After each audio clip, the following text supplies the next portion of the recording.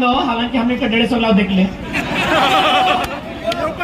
Patois पीलो auto 20-25 हजार के पीलो बहुत बढ़िया सांसद जो हो लखवा बड़ी बढ़िया लगो लेकिन सांसद बढ़िया नहीं लगो ओकरा हमने उम्मीद से सांसद बने लिए लखवा के कितना उम्मीद से हमने सांसद बने लिए जैसे नेकरा विधायक बने लिए कितना उम्मीद से सांसद बने लिए कि लखवा दिल्ली जीते दिल्ली में कंपनी एक्ट के बात करते दिल्ली में जाके माइंस एक्ट के बात करते दिल्ली में कोल इंडिया के जो कानून है और में संशोधन के बात करते दिल्ली में डिस्प्लेसमेंट एक्ट के बात करता है दिल्ली में एजुकेशन एक्ट पे बात करता है दिल्ली में एग्रीकल्चर एक्ट पे बात करता है लेकिन एकरा कभी याद न ले कि दिल्ली में इला के बात करवाए हाँ एकरा याद ले अपन धर्म पत्नी खुद तो मर्द भाई एमपी अपन धर्म पत्नी के विधायक बना दो हाय रे सांसद हम 2-3 बार देखा हम थूक रहे बगल में उतना दिमाग है बताओ एक सांसद ऐसे होना चाहिए एक गिरिडीह वासी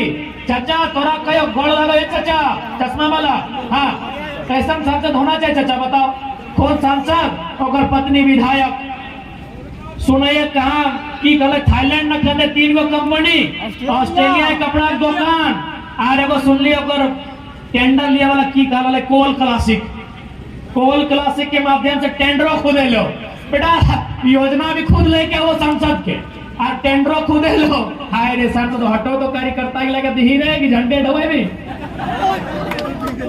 हाय रे झारखंड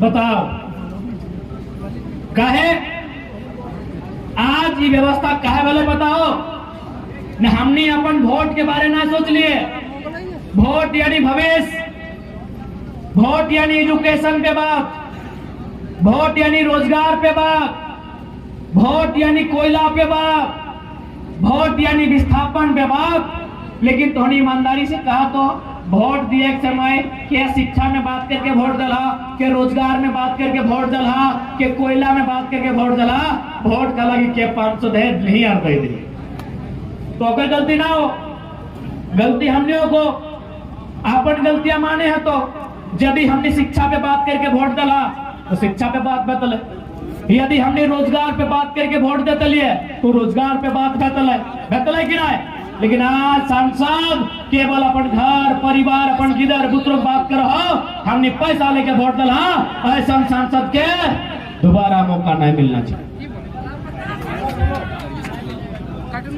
बल्कि तोहनी के एक लाइन कहबो हर एक गांव में लिख दे लापता लापता लापता गिरडी का सांसद लापता गलत बोल दियो लापता सांसद घोषित कर दे एक भी गांव में सांसद के एंट्री ना तो ओकरो नहीं और पटिया से दोसर के होशियार लगना बदी दूसरा आई गेलो कि एकरा बड़ी धमको हथिन चमको हथिन एकरा गाँव ढुके ना तो नया लेके तो कुछ ना है कहीं पहले पुराना हिसाब कर तब अपन के गांव में एंट्री कर सबके हिसाब करना हो अब अपन वोट के प्रयोग अपन भविष्य के ध्यान में रख के करना हो इस बात के तोहनी के ध्यान में रखे तो इस संदेश तोहनी के दिए चाहो एकदम ना शीशा ना पड़े उठा संवैधानिक नहीं लगे अभी वाला बातें है जब कहे पानी सर से ऊपर हो जाए अभी प्रयास कर ले नियम कानून से हाँ असहमति का अधिकार है हम लोग एकदम असहमत करेंगे काला झंडा दिखाएंगे क्योंकि अब हमने की भी सेहत ठीक न रहे कारण गला थोड़ा जवाब दे अंत में हटे कबो राजनीति में नौजवान के भागीदारी होना चाहिए राजनीति में नौजवानों का भागीदारी इसलिए होना चाहिए कि राजनीति को समझना होगा राजनीति का कार्य क्या है जानना होगा राजनेताओं का कर्तव्य क्या है ये मंथन चिंतन करना होगा आज कुछ दिन पहले शायद किसी देश के सबसे बड़े अमीर व्यक्ति की बेटे का विवाह था जो भी है उनसे हमारी कोई बैर नहीं है ना ही कोई असहमति है लेकिन हमें कुछ चर्चा करेंगे वहां शायद कोई एक लड़की आई थी परफॉर्म करने के लिए आज जो भी रिहाना या कुछ नाम था आज उसको 74 करोड़ रुपया दिया गया बताइए झारखंड और भारत के नौजवान कितने लाइन से हटे हुए लोग हैं वे खुशी मना रहे हैं कि 74 करोड़ में आपको नचवा दिया मेरा भारत। लेकिन है नौजवानों, तुम्हें यह भी जानना होगा कि इसी भारत में 2000 में लगभग 81 लाख लोगों की जान गई है अस्पताल में। उसमें 36 लाख लोगों की जान इसलिए गई है कि इलाज का खर्चा नहीं था, और आप खुशी मना रहे कि 74 करोड़ में कोई नाच के चली गई। ये दुर्भाग्य है मेरे देश का, दुर्भाग्य है। आंकड़े आपके मोबाइल में है, थाना वाले भैया आप लोग भी देख लीजिए। हम लोग फैक्ट की बात करते हैं। 2020 में 81 लाख लोगों का जान गया था इलाज नहीं होने के कारण, जिसमें 36 लाख एकदम प्रॉपर था। किसको अगर पैसा मिलता, इलाज होता, दवाई मिलता, उसका जान नहीं जाता।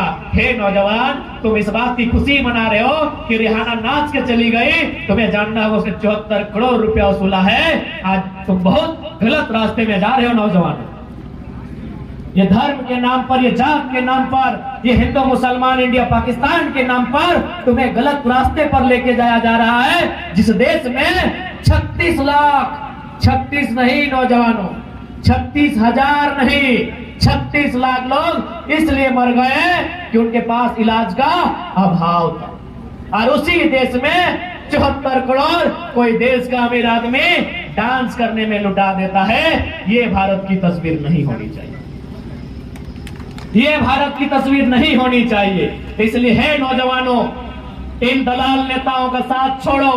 हे नौजवानों, इन चाटुकार नेताओं का दामन त्यागो और तुम अपनी भीड़ में से एक नौजवान को फौलाद बनाकर सदन भेजो जो मुद्दों पर चर्चा कर सके। आप भगत सिंह को मानते हैं? कितने लोग हैं जो भगत सिंह को मानते हैं? हाथ खड़ा करें।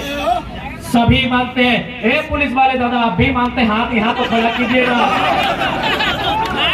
सभी लोग भगत सिंह को मानते हैं। पूरा भारत का युवा भगत सिंह को मानता है। मैं उनका एक बात कहना चाहूंगा, जिन्होंने अपनी जेल डायरी में फांसी से ठीक पहले लिखा था, जेल डायरी, भगत सिंह की जेल डायरी आज भी हम पढ़ते हैं। उस जेल डायरी में उन्होंने लिखा है कि कोई व्यक्ति इतना अमीर नहीं होना चाहिए कि दूसरे व्यक्ति को खरीद ले, और कोई व्यक्ति इतना गरीब भी नहीं होना चाहिए कि उसे अपने आप को बेचना पड़े। 74 करोड़ में अगर कोई नचवा रहा है, यह भगत सिंह का भारत नहीं है, नहीं है भगत सिंह का भारत। यदि ये भगत सिंह का भारत नहीं है तो भगत सिंह का भारत कैसा हो, यह चर्चा का विषय है। ये चर्चा करनी होगी। जहां हम चौक चौराहों में पान की दुकान में बैठते हैं, जब हम अपने कैरियर के, अपने पढ़ाई लिखाई के, अपने प्रेम की चर्चा करते हैं, हमें भगत सिंह के भी सपनों की चर्चा करनी चाहिए। ये नौजवानों का कर्तव्य बनता है। ये नौजवानों को मेरा संदेश है,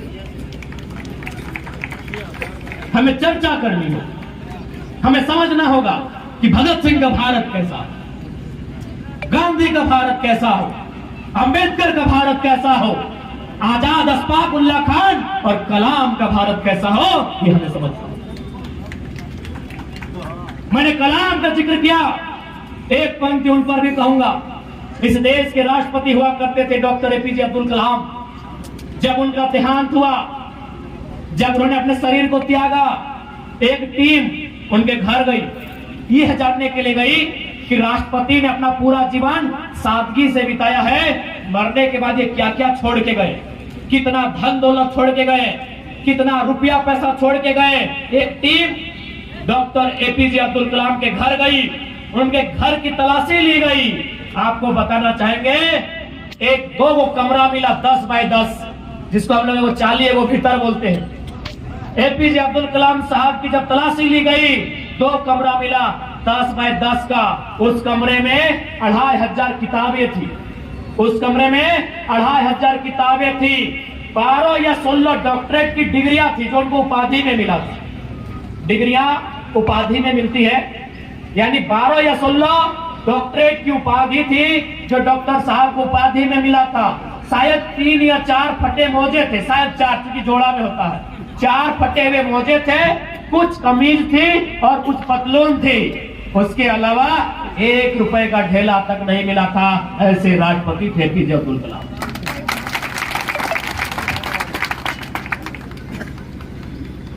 तो उन्होंने क्या किया था, अपनी सारी संपत्ति को एक ट्रस्ट बनाया था पंचायत के नाम से। रामेश्वर में कहीं वो पंचायत है, रामेश्वर आप जानते हैं दक्षिण भारत में है। उस पंचायत को अपने जीवन की सारी जमा पूंजी, अपने जीवन की सारी कमाई उस पंचायत के ट्रस्ट को दिया था।